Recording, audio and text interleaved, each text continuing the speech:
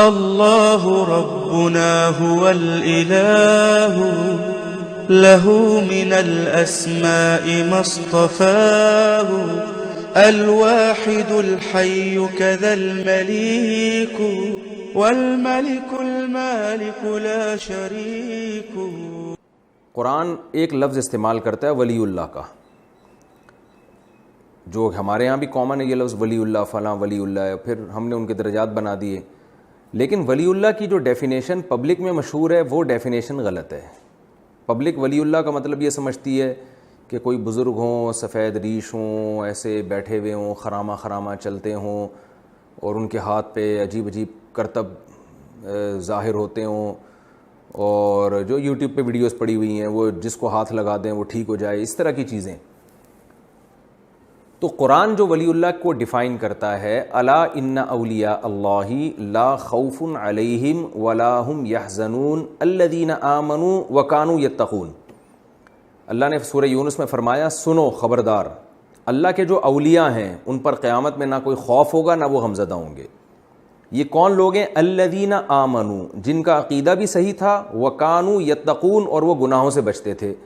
تو ولی اللہ کی ڈیفینیشن قرآن نے یہ بیان کی ہے کہ ہر وہ شخص جس کے عقیدے میں شرک نہ ہو، توحید پرست ہو، ختم نبوت کا قائل ہو، تقدیر پہ ایمان کا قائل ہو. آمنو کا مطلب اصطلاحی ایمان، جو ایمان مفصل، ایمان مجمل ہم پڑھتے ہیں، جو غیر مسلم جب اسلام قبول کرتا ہے اس کو جو عقیدے سکھاتے ہیں، تو وہ عقائد ہوں اس کے، اور اعمال میں کیا ہو؟ گناہ سے بچتا ہو، برائی سے بچتا ہو. تو یہ وہ لوگ ہیں جو ولی اللہ ہیں.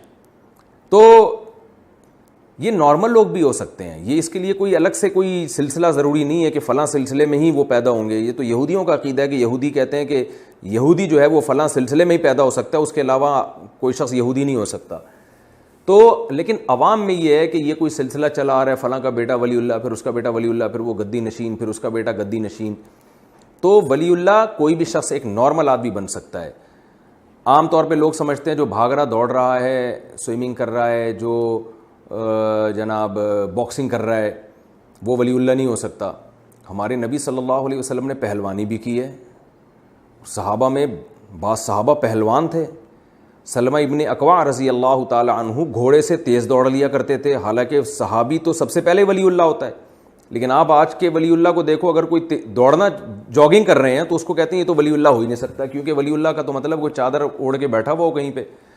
تو عوام میں جو ولی اللہ کا کانسیپٹ ہے، وہ جاہل عوام میں جو عام لوگ ہیں وہ غلط ہے. قرآن و سنت کی روشنی میں ایک نارمل آدمی ولی اللہ بن سکتا ہے، یعنی اللہ کا دوست بن سکتا ہے.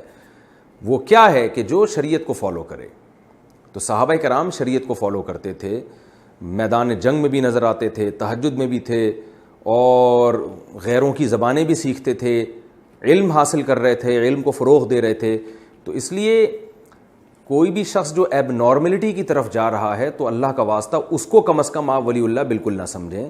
جو نارمل آدمی ہے وہی ولی اللہ ہوتا ہے، بشرطے کہ وہ شریعت کے احکام کو پوری طرح سے فالو کرے. اور جو شریعت کے احکام کو فالو کرے گا وہ معاشرے کا نارمل فردی ہوگا، ایب نارمل ہو نہیں سکتا وہ.